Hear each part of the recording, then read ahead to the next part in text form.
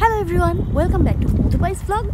এখন বাজে সকাল 7:30 অ্যান্ড আমি যাচ্ছি একটু পর আমার ফ্লাইট। আমরা নতুন আরেকটা সিটি এক্সপ্লোর করতে যাব। অবশ্যই সাথে থাকবা। সারাদিন আমি তোমাদেরকে ঘুরে দেখাবো ভালোবাসার নগরী।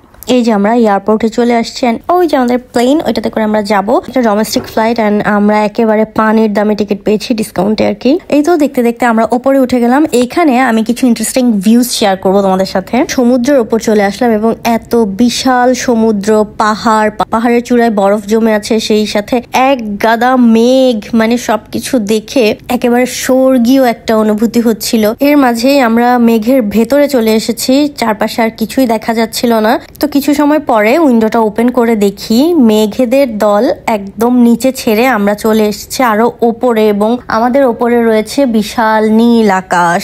একদম মনে হচ্ছিল মেঘের সমুদ্রে ভেসে যাচ্ছি আমরা। এখানে আবার এক টুকরো রেইনবোর মতো পড়েছিল, সূর্যটা দেখা যাচ্ছে। তো এত সবকিছু দেখতে দেখতেই ভাবছিলাম সৃষ্টির এই একাংশের বিশালতার কাছেই আমরা কতটা নগণ্য, তাই না? ভাবতে ভাবতেই আমরা চলে এলাম বাউভিলিয়ার্স এয়ারপোর্ট, ফ্রান্সে, এবং নেমেই দেখি এখানে হালকা পাতলা স্নোফল হচ্ছে, সেই সাথে প্রচন্ড ঠান্ডা। ইতালিতে যদিও এতটা ঠান্ডা না। তো আমরা মেট্রো ধরে দ্রুত আমাদের হোটেলে চলে আসলাম। আমরা ইবিস বাজেট হোটেল নিয়েছিলাম, একেবারে রিজনেবল এর মাঝে। খুবই সুন্দর একটা হোটেল, সিম্পল এর মাঝে খুব সুন্দর একটা পরিবেশ ছিল হোটেলটার। এবং আমরা আমাদের লিফটের পিন এবং রুমের পিন কোড নিয়ে ওপরে চলে যাচ্ছি। আমাদের রুম হচ্ছে 5th ফ্লোরে। এন্ড বলে রাখি, এই হোটেলটা কিন্তু একেবারে প্যারিসের সেন্টারে না, একটু সাইডে। মেট্রোতে 15 to 20 মিনিটস টাইম লাগে আইফেল টাওয়ার থেকে যেতে। এই তো উপরে উঠে গেলাম এবং উপরে উঠে চারপাশে একদম গোলক ধাঁধার মতো লাগছিল। বিশাল একটা হোটেল, যেদিকে তাকাই সেদিকে দেখি সেম টাইপের। তো ফাইনালি আমাদের রুমটা আমরা খুঁজে পেলাম। চলো রুমটা তোমাদেরকে একটু দেখিয়ে দিই। আনি গেস এটা কিন্তু স্পন্সর ছিল। ঢুকতেই প্রথমে ওয়াশরুম, এপাশে একটা মিরর রয়েছে, টিভিও রয়েছে, ওই যে কর্নারে একটু ড্রেসিং স্পেস রয়েছে, এন্ড হিটার তো ম্যান্ডেটরি। ডাবল বেড এন্ড সেই সাথে একটা সিঙ্গেল বেড রয়েছে ওপরে। এটা যদি আসলে কোনো কাপলের সাথে বেবি থেকে থাকে ওদের জন্য।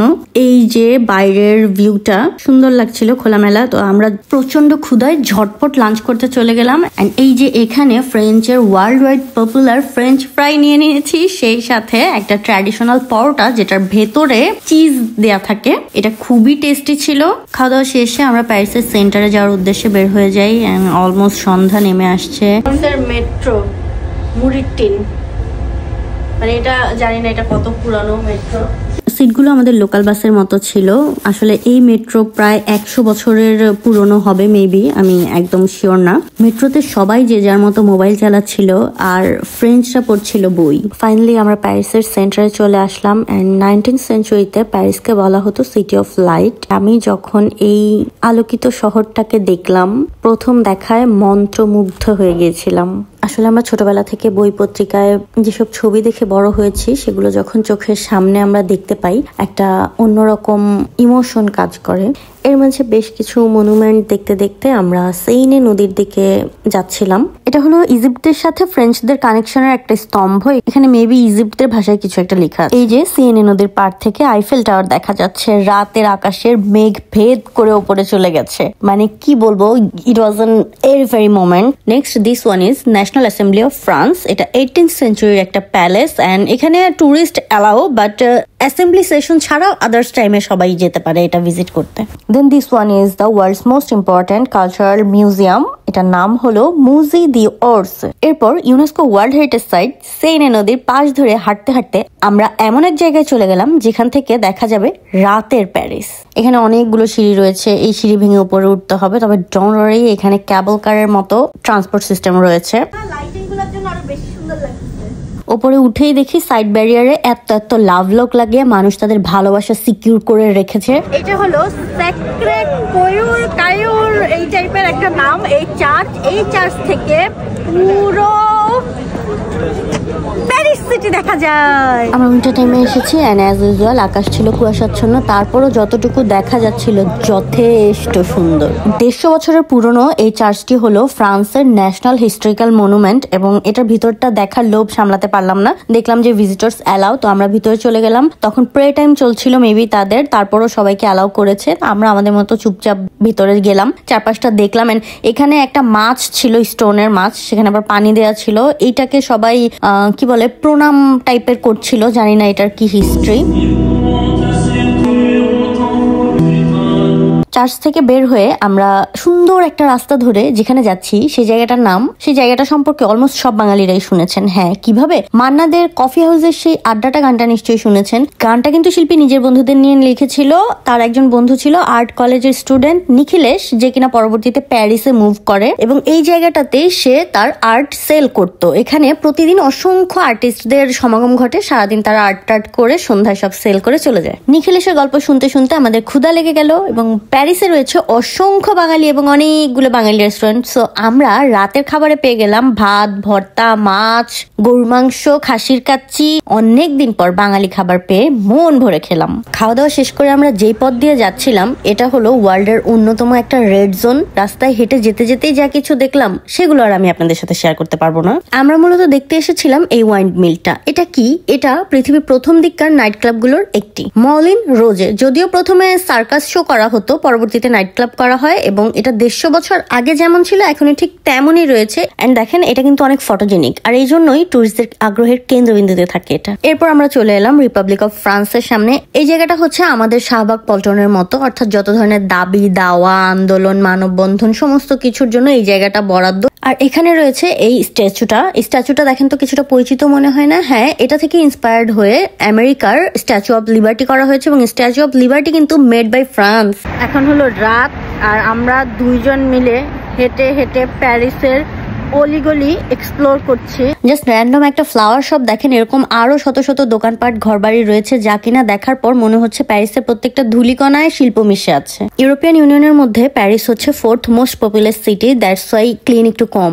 পরদিন সকাল সকাল উঠে আমরা চলে গেলাম প্যারিস গেট। এটা 12টা রাস্তার মোড়ে অবস্থিত এবং এটার যে আর্কটা রয়েছে এটা প্রথম বিশ্বযুদ্ধে নিহতদের স্মরণে তৈরি করা আর্ক দে ট্রিয়ম্ফ নামে পরিচিত এবং এটা টুরিস্টদের আগ্রহের কেন্দ্রবিন্দুতে থাকার রিজনটা হলো এই জায়গাটাতেই দ্বিতীয় বিশ্বযুদ্ধের এন্ডিং প্যারেডটা করা হয়েছিল।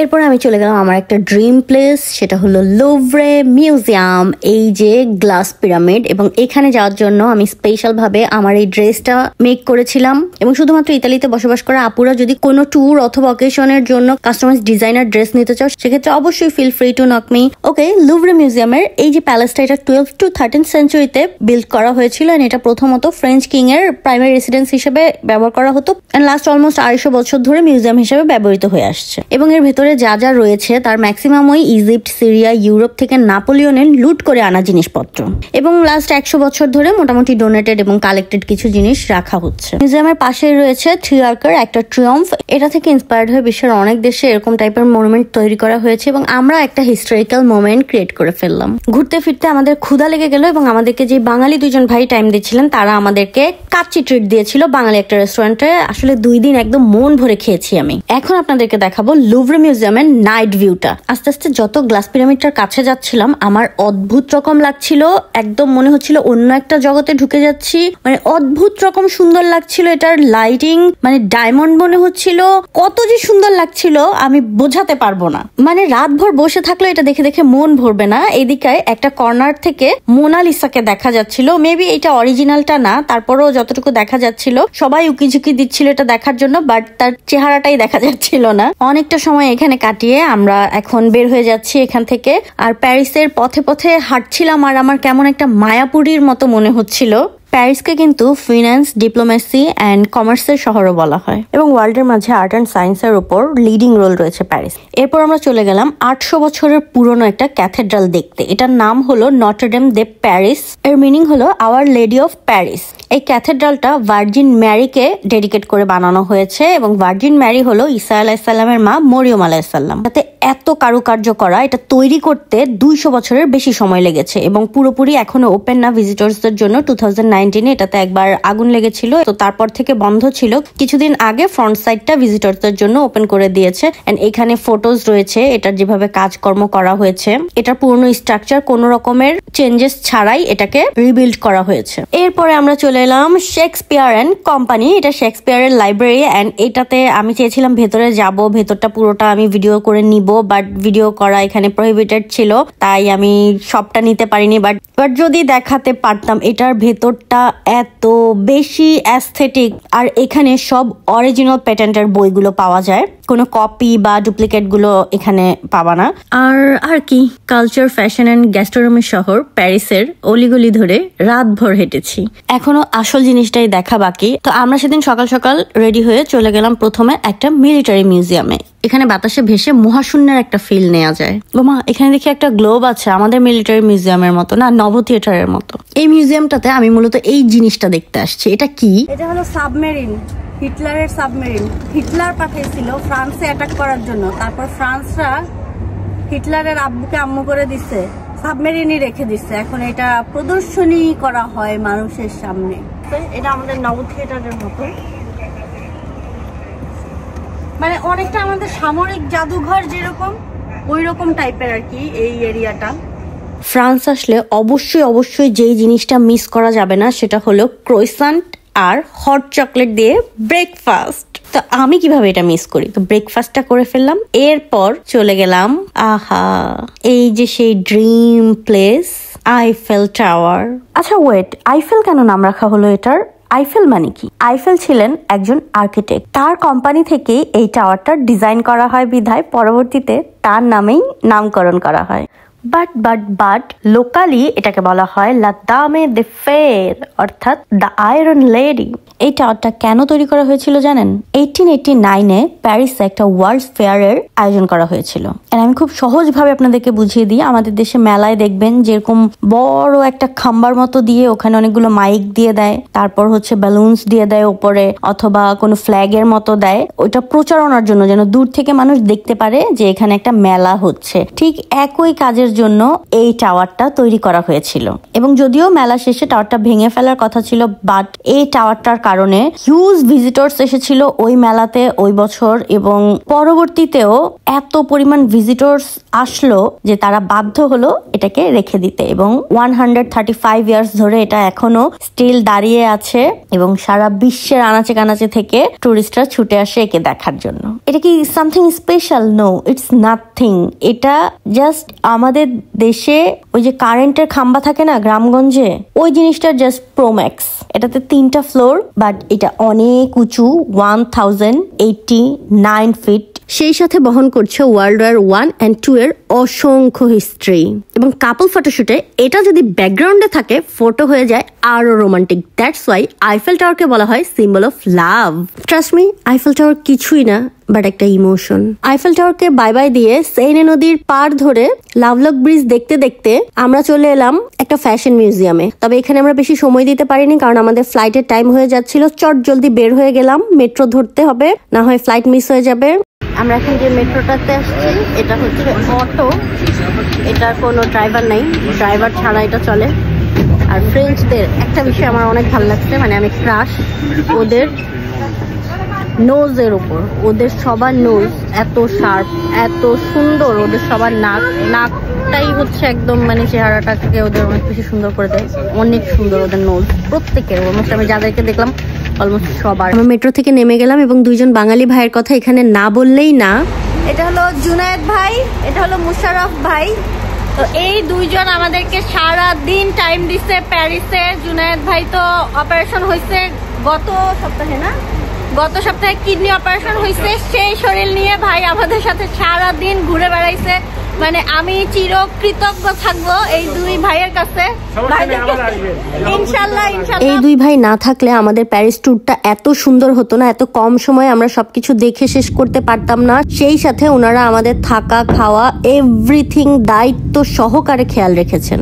এবং বাংলাদেশি হিসেবে আমার অনেক বেশি গর্ববোধ হয় যে পৃথিবীর আর কোনো দেশের মানুষ এতটা অতিথি পরায়ণ হতেই পারে না।